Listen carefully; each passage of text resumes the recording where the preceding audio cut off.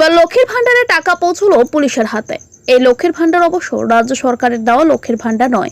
এই লক্ষ্মীর ভান্ডার স্কুলের ছাত্রীদের নিজ ভান্ডার।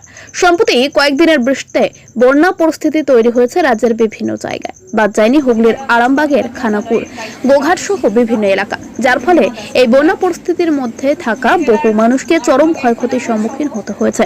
তাই ওই সকল মানুষের পাশে থাকতে এগিয়ে এলো গুপ্তিপাড়া উচ্চ বালিকা বিদ্যালয়ের ছাত্রীরা। এই বিদ্যালয়ের সকল ছাত্রীরা তাদের একদিনের টিফিনের টাকা একটি লক্ষ্মীর ভান্ডারে সাশ্রয় করেন। তারা চান পুলিশের মাধ্যমে তাদের এই টাকা বন্যা কবলিত এলাকার কাজে লাগুক।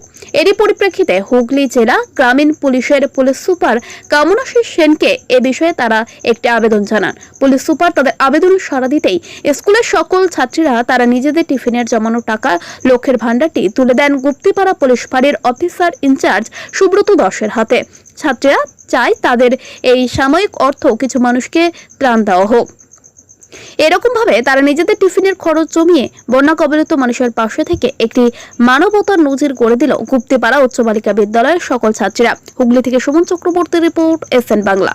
গুপ্তিপাড়া উচ্চ বালিকা বিদ্যালয়ের দায়িত্বপ্রাপ্ত শিক্ষিকা পূর্ণিমা দাস পন্ডার।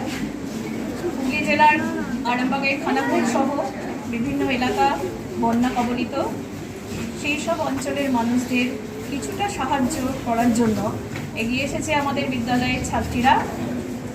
ছাত্রীদের পক্ষ থেকে এবং বিদ্যালয়ের শিক্ষিকা এবং শিক্ষাকর্মীদের পক্ষ থেকে সীমিত কিছু অর্থ আমরা গুপ্তিপাড়া আউটপোস্টের আইসি শ্রী সুব্রত মহাশয়ের হাতে তুলে দেব।